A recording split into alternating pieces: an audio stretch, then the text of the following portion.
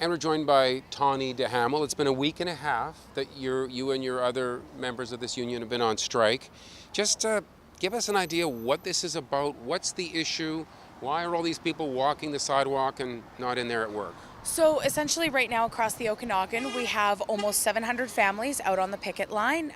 Things that we're asking for are living wages within the Okanagan and to meet industry standards across Canada, improved benefits, and general respect within the workplace.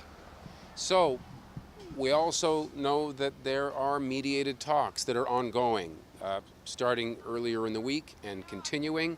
Are you hopeful that the answers to your problems come from there? I mean, I'm holding my breath right now that at the end of the mediations going on, we started yesterday and we're going until tomorrow, that we have a contract. Because, I mean, that's the end goal here. I mean, we'd love to get back to work. We all love our jobs. We just want to have a living wage while we're doing it. So we haven't heard anything yet. They've been in talks for 2 days. And in my opinion, no news is good news because it means that they're communicating. So that's Right. positive.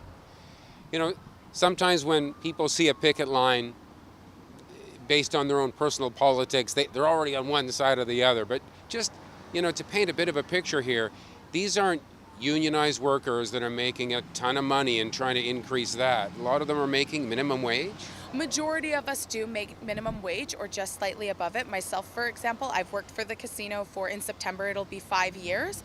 I make $12.65, which is minimum wage. And you also have to remember that minimum wage just got government increased on June 1st, meaning that I was actually making less than that up until Right. June 1st. And majority of us are sitting around there.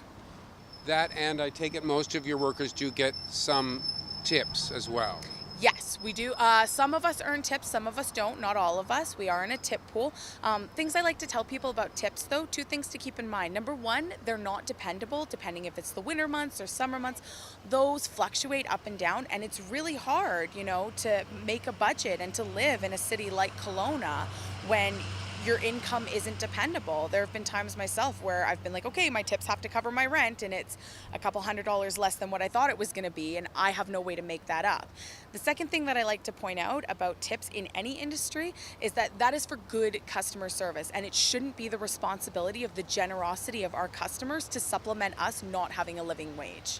Right. Do you tend to get public support when people encounter you on your strike, or what sort of reaction are you tending to get? Majority, the support has actually been incredible and really moving and touching. We've had lots of unions come by and show support. We've had lots of our regular customers come by and show support.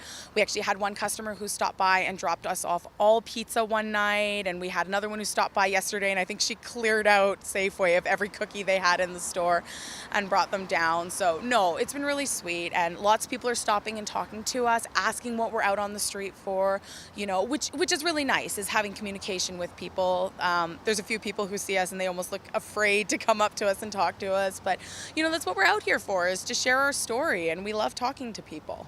And I'm sure you know a lot of the people that do show up at the casino, maybe wanting to go in. Are people going into the casino? I know it's still operating with reduced hours and reduced services, but there still is a casino to go to. Are people going to it less, or what's your sense of that? I think we are having an impact. You already just kind of touched base on it. They've got, the Match restaurant is closed, the poker room is closed, more than half of their tables are closed right now. So the service has been cut back, the days that it's operating, the hours that it's operating are cut back.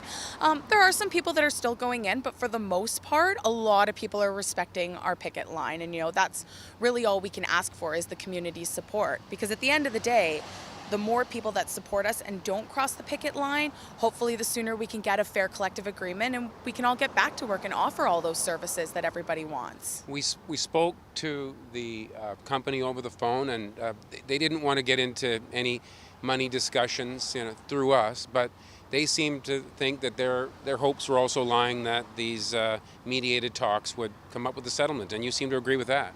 I mean, that's the end goal here, right? Is I think on both the union's part and the company's part, we want to get a fair collective agreement, so that these workers can get back to work, because we love what we're doing. We love our jobs, but our standpoint is that we should earn a living wage while we're doing it. I mean, there's no reason that anybody working 40 hours a week in a casino and in an industry that is as lucrative as the gambling and gaming industry is, should have to get a second job or have to get a third job or have to stress out about how they're going to afford their rent or feed their children or clothe their children. It's, in this day and age, in this city, that's insanity.